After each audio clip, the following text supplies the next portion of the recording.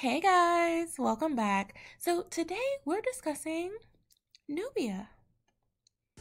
This past Saturday marked part 2 of DC Fandom, subtitled Explore the Multiverse.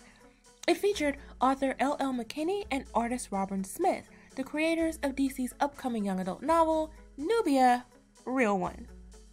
And if this version of Nubia looks unfamiliar, it's because she's a completely deconstructed version of the original character, with everything great about her utterly stripped away.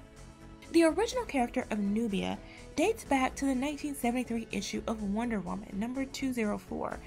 While she was a response by DC Comics to the civil rights movement of the 60s, she was Wonder Woman in her own right, born in the same manner as her Amazonian twin and trained by a god, Ares, in the art of war. When she and Diana met for the first time, it was in battle, and Nubia proved to be as strong and capable as her sister.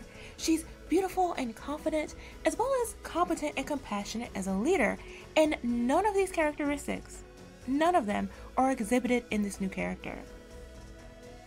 Diana's novels, her young adult novels, are comparatively quite different, much closer to the character's actual story. Her look and personality haven't drastically changed, even in novels that are comparatively bad, right?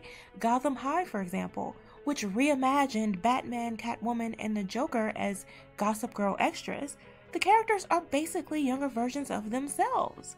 Here, though, they've turned what is a pretty awesome character, who should be highlighted, who should be reintroduced as a strong, confident superhero, into a freaking stereotype.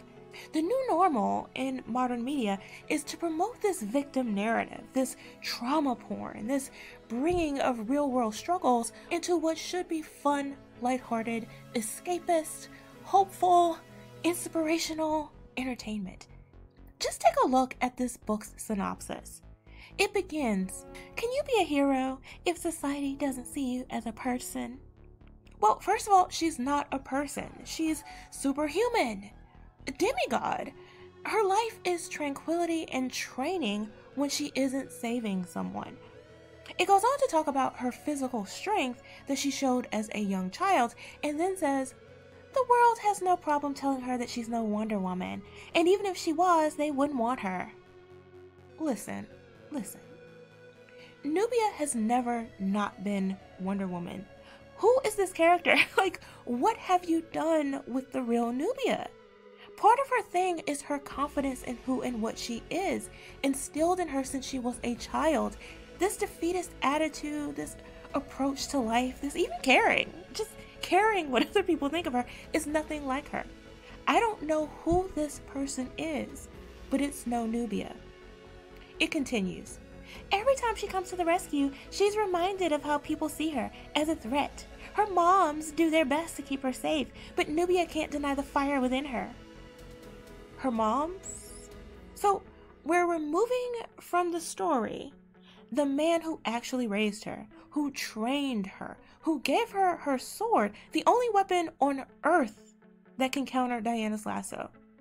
Nubia was raised by her brother, a literal god. But we're going to leave that out. We're going to take away the only family she had growing up. Okay. Because why? Because agenda? It certainly doesn't make it a better story. It goes on to say, "When Nubia's best friend Quisha is threatened by a boy who thinks he owns the town, she will risk it all to become the hero society tells her she isn't." It's described as a vital story for today about equality, identity, and kicking it with your squad. Again, I don't know who this is. And is this supposed to be her sister? This is supposed to be Diana? But why? They're twins. So she doesn't have that either. She doesn't have her father figure.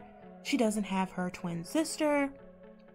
I mean, if you're going to do this, if you're going to go this route, why not make her nemesis not some random boy at school, but Diana, who she has to fight, her sister, and then have them discover who they are by the end? That's the story. That's the actual story and a better story. It's just, you're reinventing the wheel and breaking the original. That's what you're doing. And part of it, I mean, on top of everything else, it's no coincidence at all that they take a character as feminine as Nubia and, per usual, make her and her dark-skinned parent super masculine. I'm just throwing that in there for free because I noticed it. But yeah, I don't like this reimagining of this character. It is yet another example of this pattern of stereotyping, caricaturing, diminishing Black characters while claiming credit, by claiming woke points for so-called representation. New Warriors, Snowflake and Safe Space, Gotham High, Dick Grayson race swapped, then turned from a skilled fighter to a bruised and battered sniveling bully magnet. Batwoman race swapped, then turned from a wealthy heiress to a homeless drug dealer. It's a joke. It's mockery. But hey, those are my thoughts. Let me know what you guys think. Thanks for watching. Remember to like, comment, share, and subscribe. And I'll see you next time.